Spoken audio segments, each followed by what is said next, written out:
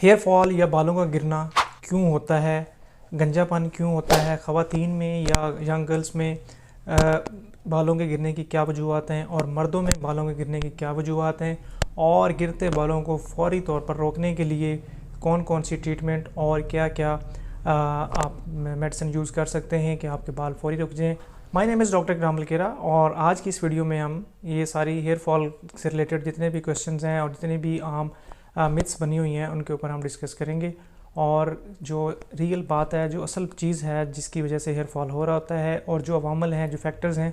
उनको हम डिस्कस करेंगे। सबसे पहले तो ये कि हेयर फॉल जो है वो ज़्यादा किस एज में होता है। इसमें अब मोस्टली जो हमारे पास पेशेंट्स आ रहे होते हैं उसमें फ़ीमेल्स होती हैं एज जिनकी टीनेजर्स होती हैं या फिर उसके बाद 20s में अपने जा रही होती हैं, उनमें हेयर फॉल का इशू बहुत ज़्यादा आ रहा होता है। और मर्दों में या लड़कों में जो है वो 25 के बाद स्टार्ट होता है हेयर फॉल आमतौर पर, लेकिन आजकल केसेस जो हैं वो टीनेजर्स में भी बहुत ज़्यादा आ रहे हैं और 30s के बाद तो फिर ये स्टार्ट काम हो ही जाता है आपका हेयर फॉल होना, आप चाहे जितनी भी केयर कर लें। सबसे पहले हम आज डिस्कस करेंगे कि कौन कौन सी रीज़न्स हैं जिसकी वजह से हमारा हेयर फॉल होता है। इस वीडियो को मैं कोशिश करूँगा कि ब्रीफ सा रखूँ, 8-10 मिनट के अंदर अंदर आप जितनी भी चीज़ें आपके जो माइंड में क्वेश्चन हैं वो सारे क्लियर हो जाएं। नंबर 1 जो सबसे बड़ी मेन रीज़न है हेयर फॉल की वो है जेनेटिक। आमतौर पर जो साइंटिफिकली जो कहा जाता है कि ये मैटरनल साइड पे अगर आपके हेयर फॉल है, आपके जो मेल पैटर्न बॉल्डनेस है मर्दों में, तो आपका भी यकीनन होगा। आप इसको किसी भी सूरत में रोक नहीं सकते, सिर्फ इसको डिले कर सकते हैं, कुछ 30, 35, 40 तक डिले कर सकते हैं। आप इसको रोक नहीं सकते क्योंकि ये आपके जेनेटिकली आ रहा होता है। और इसमें ज़्यादा जो साइंस की रिसर्च है या जो साइंटिफिकली बातें हैं प्रूवन है वो ये है कि आपकी मैटरनल साइड से बालों की जो जेनेटिक है वो ज़्यादा आ रही होती है बनिस्बत पेरेंटल साइड से, फादर साइड से। Number 2 stress. आजकल बहुत ज़्यादा जो केसेस हैं हेयर फॉल के उसमें जो मेन फैक्टर हमने देखा है वो है स्ट्रेस। स्ट्रेस सिर्फ ये नहीं है कि आप बैठे बैठे घर में टेंशन ले रहे हैं। स्ट्रेस मतलब आपको वर्क स्ट्रेस है, आपको इनकम स्ट्रेस है, आपको फैमिली स्ट्रेस है, आपको मैरिज स्ट्रेस है, आपको मुख्तलिफ जो सोसाइटी पीयर प्रेशर वाले स्ट्रेस हैं, किसी भी किस्म की स्ट्रेस है, स्टडी स्ट्रेस है, उसमें जो भी स्ट्रेस आ रही होती है उसकी वजह से स्ट्रेस का हमारे बालों के ऊपर बहुत ज़्यादा इम्पेक्ट पड़ता है और वो उस चीज़ को जो है ना उस सूरत में आता है कि आपके हेयर फॉल होना शुरू हो जाता है, आपके बाल थिन होना शुरू हो जाते हैं और बाकी लोगों की निस्बत आपके बाल जल्दी गिरना शुरू हो जाते हैं। ये stress is the second main biggest जो है रीज़न है हेयर फॉल की, ख़वातीन में भी और मर्दों में भी। नंबर 3 आपका जो कुछ लोग जो ये यूज़ करते हैं, हीट करवाते हैं, कर्लिंग करवाते हैं या बार्बर या सैलून के ऊपर मुख्तलिफ़ किस्म की स्टाइलिंग करवाते हैं या स्प्रे यूज़ करते हैं डिफरेंट, तो ये एक आपके बालों की रूट्स को डेड कर रहे होते हैं और आपके बालों को बहुत ज़्यादा डैमेज करते हैं। ये भी एक बहुत बड़ी रीज़न है बालों के गिरने की। अगर आप स्टाइलिंग करवाते हैं, डीप हीटिंग करवाते हैं, तो उसको ज़रा कोशिश करें कि कम से कम करवाएं, बल्कि ना ही करवाएं तो बेहतर है। ख़ास तौर पर अगर आप 30+ हैं फिर तो आप स्टाइलिंग और इस तरह की चीज़ों से बिल्कुल बाज रहें। नंबर 4 जो कॉमन रीज़न है वो आजकल हमने देखा है कि हमारे शैम्पूज़ हैं। जितने भी हमारे शैम्पूज़ आ रहे हैं मार्केट में, ब्रांडेड शैम्पूज़ जितने भी आप सुपर मार्केट से लेते हैं, उनमें सल्फेट्स और पैराबेन्स और ग्लाइकोल वगैरह इस तरह की टैक्सापॉन और इस तरह के मुख्तलिफ बहुत ज़्यादा केमिकल्स शामिल किए होते हैं, जो इसलिए शामिल करते हैं कि आपके जो है शैम्पू वो ज़्यादा झाग बनाए। तो ज़्यादा झाग बनाने के लिए जो केमिकल यूज़ होते हैं वो आपकी रूट और हेयर फॉलिकल्स को बहुत ज़्यादा डैमेज कर रहे होते हैं और आपका हेयर फॉल बहुत तेज़ी के साथ चल रहा होता है इन शैम्पूज़ की वजह से। और फिर आप फ्रीक्वेंटली यूज़ करते हैं, डेली यूज़ करते हैं, जिसकी वजह से ये ज़्यादा आपका डिस्टर्ब करता है हेयर स्कैल्प हेल्थ को और हेयर हेल्थ को।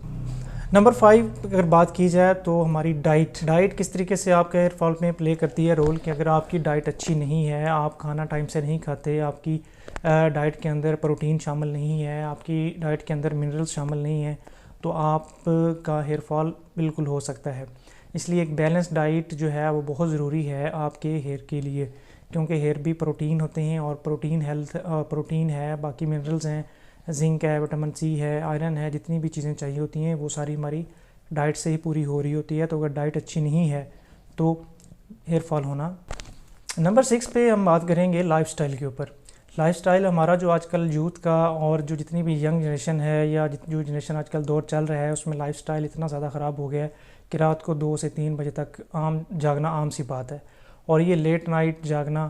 آپ کی اوورآل ہیلتھ تو خراب کر ہی رہا ہے لیکن ساتھ ساتھ آپ کے ہیئر کو بھی ڈیمیج کر رہا ہوتا ہے, آپ کے ہیئر فولیکل کو ڈیمیج کر رہا ہوتا ہے, آپ کو ہارمونل سٹریس دے رہا ہوتا ہے جس کی وجہ سے آپ کے بال مزید گر رہے ہوتے ہیں. اس لیے اگر آپ لیٹ نائٹ تک جاگتے ہیں اور صبح لیٹ اٹھتے ہیں تو یہ آپ کے ہیئر فال کی ایک وجہ ہو سکتی ہے.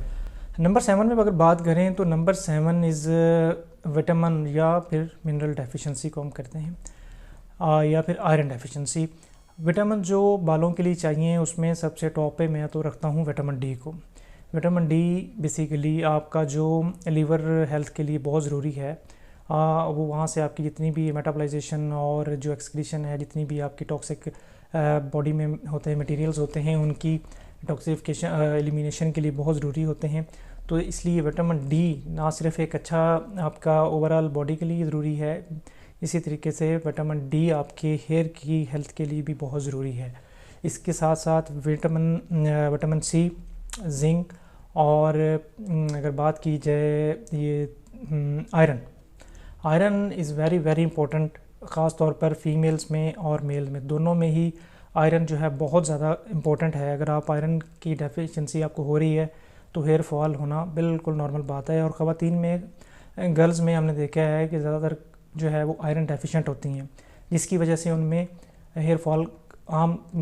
جو ہے نا مردوں کی نسبت اس لیے زیادہ ہوتا ہے کہ وہ آئرن ان کی, کیونکہ ایک تو وہ مینسٹرل ایشوز کی وجہ سے بھی کم ہوتا ہے, اس کے علاوہ ان کی ڈائٹ کے پرابلمز بھی ہوتے ہیں, چائے بھی بہت زیادہ پی رہے ہوتے ہیں جس کی وجہ سے آئرن کی کمی ہو جاتی ہے اور ہیئر فال سٹارٹ ہو جاتا ہے. نمبر 8 پہ اگر بات کریں تو کچھ اسکیلپ ڈیزیزز ہیں, یعنی کہ سر کے یا کھوپڑی کی کچھ ایسی ڈیزیزز ہیں جو ہیئر فال کے باعث بنتی ہیں, جس میں ہم ایک ایلوپیشیا ایریاٹا بھی ہے. اور ایلوپیشیا جس طرح یہ میل میں بھی ہوتا ہے اور فیمیل بھی ہوتا ہے, بلکہ زیادہ کیسز ہم نے فیمیل میں دیکھے ہیں جس میں آپ جس طرح فوٹو میں دیکھ رہے ہیں کہ پیچز بن جاتے ہیں, بال اٹھ جاتے ہیں. اور یہ زیادہ تر عام دیکھا گیا کہ کچھ آٹو امیون ڈیزیزز کی وجہ سے یہ ہوتا ہے, لیکن کچھ کیسز میں ہم نے یہ سٹائلنگ اور کلرنگ کی وجہ سے یہ ڈائی وغیرہ جو یوز کرتے ہیں ان میں بھی یہ کافی زیادہ کیسز آ رہے ہوتے ہیں. تو اس لیے اگر آپ یہ کوئی آپ کو کسی قسم کا آٹو امیون ڈیزیز ہے یا کوئی آپ کو اسکیلپ ڈیزیز ہے جس میں سیبورک ڈرماٹائٹس ہے یا ڈینڈرف ہے تو آپ کا ہیئر فال ہو سکتا ہے, بلکہ یہ کافی امپورٹنٹ رول پلے کرتے ہیں اس میں آپ کے ہیئر فال کے اندر. نمبر 9 پہ اگر بات کریں تو نمبر 9 پہ آ جاتا ہے آپ کا میل پیٹرن بیلنس. یہ وہ چیز ہے جو بیسیکلی آپ کا ٹیسٹوسٹیرون جو ہارمون ہے آپ کا, یہ ہارمون آپ کا کنورٹ ہو رہا ہوتا ہے ڈائی ہیڈرو ٹیسٹوسٹیرون میں, جو آپ کے اسکیلپ کے اندر جو آپ کے روٹ کے ہیئر فولیکلز ہیں ان کو ڈائریکٹ ڈیمیج کر رہا ہوتا ہے, جس کی وجہ سے مردوں میں آپ نے دیکھا ہوگا یہ والا ایریا جو کراؤن ایریا ہے یہ والا اور یہ فرنٹل ایریا, یہ اس کو اگر یہاں سے بال جا رہے ہوتے ہیں تو اس کو ہم میل پیٹرن بالنس کہتے ہیں. اور میل پیٹرن بالنس کی جو بڑی وجہ ہے وہ ہے ہارمون ٹیسٹوسٹیرون, جو کہ میل کے اندر وافر مقدار میں ہوتا ہے, ایکسیسو اماؤنٹ میں ہوتا ہے, اور وہ کنورٹ ہو رہا ہوتا ہے ڈائی ہیڈرو ٹیسٹوسٹیرون میں, جو آپ کی ہیئر فولیکلز اور روٹس جو ہیں وہ اس کو ڈیمیج کر رہا ہوتا ہے. اور نمبر 10 پہ اگر بات کی جائے تو اسموکنگ اور اس طرح کی باقی جو اینٹی آکسیڈیٹو سٹریس دینے والی چیزیں ہیں, جس میں فاسٹ فوڈ ہے, جس میں آپ کی جو بازار سے ہماری چیزیں خریدتے ہیں, پیکڈ چیزیں ہیں, شوگری چیزیں ہیں, سالٹی چیزیں ہیں یا سیچوریٹڈ فیٹ ہے, اگر وہ آپ زیادہ لے رہے ہیں تو اس سے آپ کا جو آکسیڈیٹو سٹریس بہت زیادہ بڑھ جاتا ہے. آپ کے باڈی کو بہت زیادہ انرجی چاہیے ہوتی ہے اس کو ایکولائز کرنے کے لیے, میٹابلائز کرنے کے لیے. تو یہ اگر آپ خاص طور پر میں اسموکنگ کا پھر کہوں گا, smoking is the major cause of hair fall in young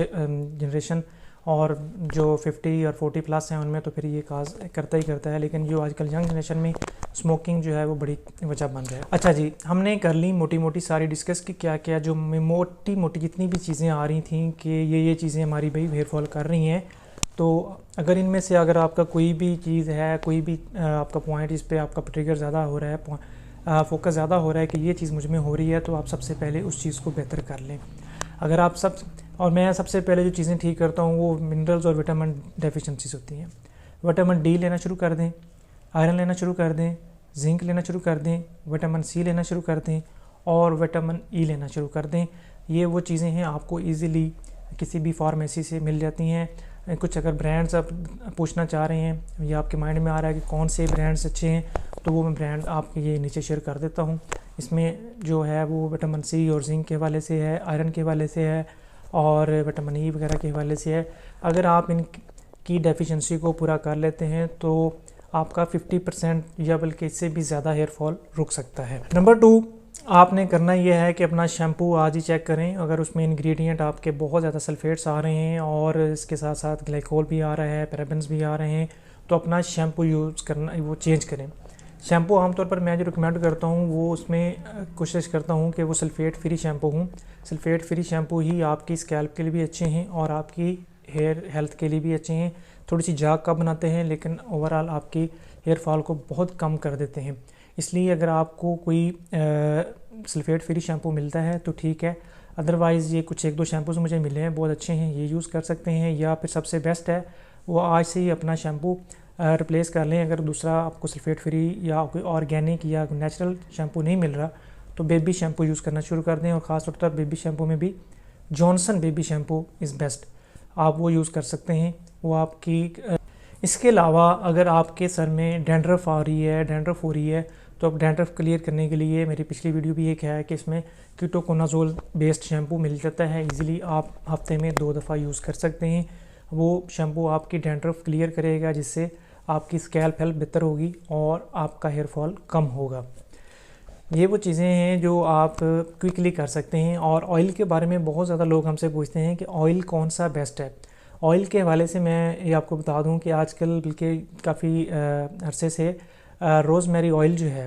اس کے اوپر ریسرچ بھی ہوئی ہے اور یہ ایکول ہے آپ کے، یہ مینوکسیڈل پڑا ہوا ہے میرے پاس، یہ 5% ہے تو اس میں 2% بھی آتا ہے۔ یہ مینوکسیڈل 2% کے ایکول آپ کے کام کرتا ہے، لیکن آپ نے روز میری آئل کو الون یوز نہیں کرنا، اس کو کسی کیریئر آئل کے ساتھ، یعنی کہ کوکونٹ آئل جو ہے میرا تو فیوریٹ ہے، کوکونٹ آئل کے اندر آپ اس کو مکس کر کے اس کو اپلائی کریں، ڈیلی اپنے مساج کریں، اور مساج بھی بہت زیادہ آپ سٹریس نہیں دینی، اس کو بالکل ہلکا ہلکا یہ چیزیں جو ہے نا ایسے سے آرام سے جو ہے نا وہ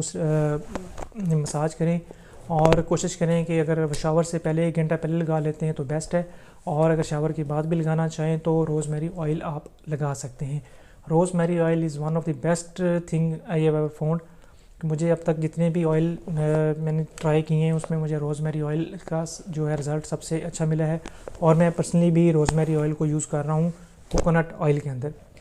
اور یہ آئل بھی ہو گیا، شیمپو بھی، اور آپ کی جو منرل وٹامن ڈیفیشنسی، یہی وہ چیزیں ہیں جو آپ کی ہیئر فال کو کوئکلی روک دیتی ہیں۔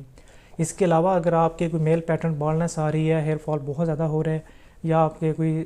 سٹریس لیول بہت زیادہ ہے، ہارمونل سٹریس ہے، فیملی سٹریس ہے، اسٹڈی سٹریس ہے یا جاب سٹریس ہے، جو بھی ہے اس کو آپ اپنا کام کریں، واک کرنا شروع کر دیں آج سے ہی۔ ڈیلی واک آپ کی ہیئر فال کو بہت کم کرتی ہے۔ رننگ کریں تو سب سے بیسٹ ہے، لیکن اگر نہیں کر سکتے تو کم از کم واک جو ہے وہ روزانہ آپ 15 سے 20 منٹ یا آدھا گھنٹہ یا زیادہ سے زیادہ اگر کرنا چاہیں، آپ کے پاس ٹائم ہے تو 1 گھنٹہ بیسٹ ہے۔ واک کرنا شروع کر دیں، اسموکنگ چھوڑ دیں، اچھا جو ہے وہ لائف سٹائل اپنائیں جس میں شیمپو اچھی ہو آپ کا جو ہے ڈائٹ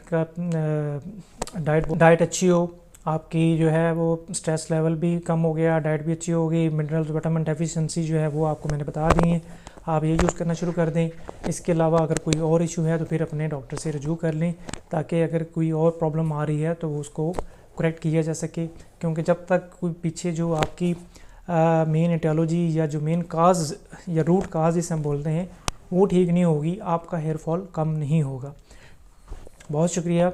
اگر کوئی اور آپ کے مائنڈ میں ہیئر فال کے حوالے سے کویشچن ہے آپ نیچے کمنٹ میں کر سکتے ہیں، انشاءاللہ میں کوشش کروں گا کہ اس کا ڈیٹیل اور اللہ حافظ۔